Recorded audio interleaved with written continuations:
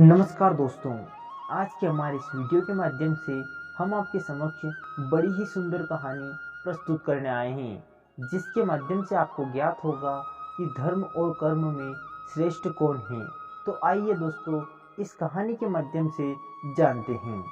एक समय की बात है, एक बार धर्म और कर्म में विवाद हो गया। धर्म कहता मैं बड़ा हूँ और कर्म कहता मैं बड़ा हूँ। दोनों में विवाद इतना बढ़ गया कि दोनों इसका न्याय करवाने के लिए देवराज इंद्र के पास पहुंच गए। देवराज इंद्र दोनों को देखकर बोले, हे धर्म और कर्म, आप दोनों किस उद्देश्य से यहाँ पधारे हैं? तो धर्म और कर्म ने कहा, हे देवराज इंद्र, हम दोनों में कौन बड़ा है, इस बात को लेकर विवाद हो गया है। अब आप ही न्याय कीजिए कि हम दोनों में कौन बड़ा है। दोनों की बात सुनकर देवराज इंद्र आश्चर्य में पड़ गए कि आखिर में सबसे बड़ा कौन है। वो इस विवाद का न्याय नहीं कर पा रहे थे। तभी देवगुरु बृहस्पति ने कहा, हे देवराज, इसका न्याय तो सिर्फ राजा विक्रमादित्य ही कर सकते हैं, जो इस समय पृथ्वी लोक पर हैं। इसलिए हम सभी को उनके दरबार में चलना चाहिए। देवराज इंद्र, देवगुरु बृहस्पति, धर्म और कर्म चारों राजा विक्रमादित्य के दरबार में पहुंचे। राजा विक्रमादित्य बहुत ही धर्मात्मा, न्यायप्रिय व पराक्रमी राजा थे। राजा विक्रमादित्य ने जब देवराज इंद्र, देवगुरु बृहस्पति एवं धर्म और कर्म को देखा तो सभी को प्रणाम किया और बोले, हे देवों, आपके आगमन मात्र से ही हमारा जीवन धन्य हुआ है। बताइए, यह तुच्छ सेवक आपकी क्या सेवा कर सकता है? देवराज इंद्र ने कहा, हे राजा, हम एक दुविधा में हैं। कृपया आप बताइए कि धर्म और कर्म में सबसे बड़ा कौन है? राजा विक्रमादित्य कुछ देर तक सोचते रहे, फिर बोले, हे देवों, आप हमारे साथ वन में चलिए, हम इसका उत्तर अवश्य ही देंगे। वन में पहुंचने के बाद धर्म से पूछा कि हे धर्म, तुम बताओ, तुम कैसे बड़े हो? तो धर्म ने कहा, अगर मैं सो जाऊं तो संसार में अत्याचार बढ़ जाएगा, इसलिए मैं बड़ा हूँ। तब राजा विक्रमादित्य ने कर्म से कहा, तुम बताओ, तुम कैसे बड़े हो? तो कर्म ने कहा, अगर मैं सो जाऊं तो संसार नहीं चल पाएगा, तो सभी कार्य बाधित हो जाएंगे, इसलिए मैं बड़ा हूँ। राजा विक्रमादित्य कुछ सोच ही रहे थे, तब उन्हें एक व्यक्ति आता दिखाई दिया। राजा ने कर्म से कहा, हे कर्म, यह व्यक्ति जो दिखाई दे रहा है, उससे पूछिए कि वह कहाँ जा रहा है। आप उससे सद्मार्ग से कार्य कराइए, आप अपना चमत्कार दिखाइए। उसी समय धर्म बोला, हे राजन, मैं उस व्यक्ति का धर्म हूँ, इसलिए मैं सोने जा रहा हूँ। आप सिर्फ कर्म को ही भेजिए। धर्म सो जाता है और कर्म उस व्यक्ति के पास पहुँच जाता है और उस व्यक्ति से कहता है कि आप कहाँ जा रहे हैं। उस व्यक्ति ने जवाब दिया कि मैं अपने गुरुदेव के दर्शन के लिए जा रहा हूँ। तो कर्म बोला, हे मनुष्य, मैं तुम्हारा कर्म हूँ और तुम्हारे साथ ही चल रहा हूँ।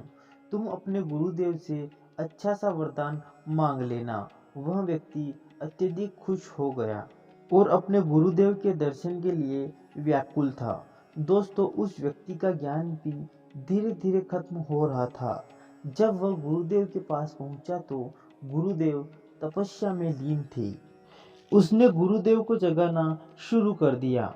गुरु का भी धर्म खत्म हो गया था, सिर्फ कर्म ही कर्म था। जब गुरुदेव कुछ समय तक नहीं बोले तो उस व्यक्ति ने गुरुदेव को मारना शुरू कर दिया, अर्थात कर्म करना प्रारंभ कर दिया। क्योंकि उस व्यक्ति का धर्म सो गया था, इसलिए उसका कर्म दुष्कर्म में बदल गया।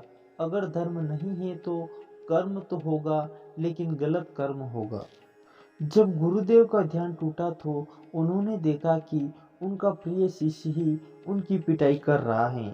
तो गुरु ने जब यह देखा तो यह देखकर वह अत्यधिक क्रोधित हो गए।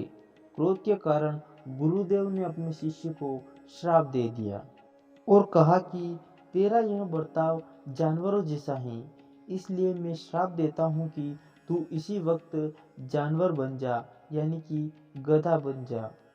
गधा भागता हुआ राजा विक्रमादित्य के पास पहुंचा और बोला, देखिए राजन, मैं कर्म हूँ और मेरा प्रभाव इतना है कि मैं एक व्यक्ति को गधा बना दूं, इसलिए मैं बड़ा हूँ।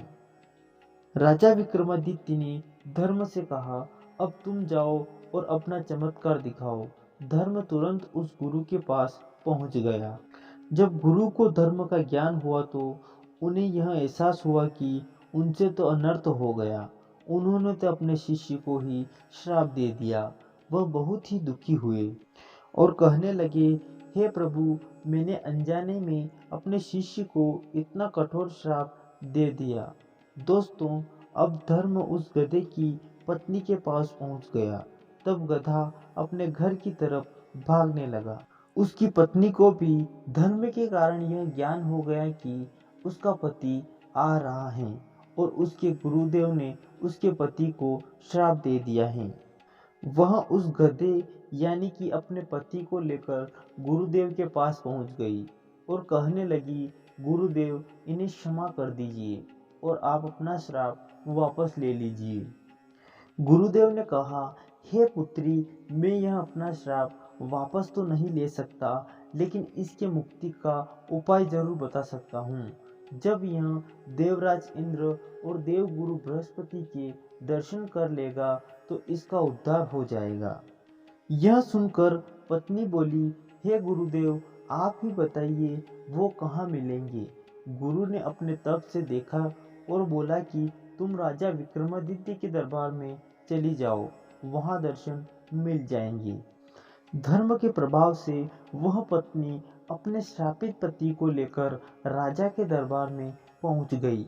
वहां पर राजा विक्रमादित्य, देवराज इंद्र और देवगुरु बृहस्पति दरबार में बैठे हुए थे। जब वे देवराज इंद्र और देवगुरु बृहस्पति के दर्शन किया तो वह श्राप से मुक्त हो गया। इसके उपरांत राजा विक्रमादित्य ने फैसला सुनाया और कहा, हे कर्म, तुम बड़े नहीं हो, तुम बड़े तब हो जब तुम्हारे साथ धर्म, नीति और न्याय हो। इनके बिना तुम बड़े नहीं हो सकते। अगर तुम अन्याय, अत्याचार और अधर्म के साथ रहोगे तो तुम छोटे ही रहोगे। इसलिए हे कर्म, तुम बड़े तभी होगे जब धर्म तुम्हारे साथ हो। तुम धर्म से बड़े नहीं हो सकते। यह बात सुनकर धर्म और कर्म दोनों ही प्रसन्न हो गए। दोस्तों, जब धर्म की हानि होने लगती है तब भगवान श्री हरि विष्णु धर्म की रक्षा के लिए अवतार लेते हैं। भगवान श्री हरि विष्णु कहते हैं कि युगों युगों तक मैं धर्म की रक्षा के लिए पृथ्वीलोक में अवतरित होता रहूंगा।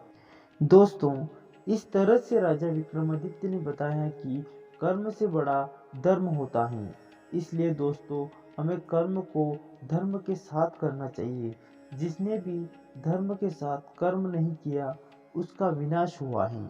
इसलिए दोस्तों, अपने जीवन को सुखमय बनाने के लिए धर्म का साथ न छोड़ें और धर्म के साथ ही कर्म करें।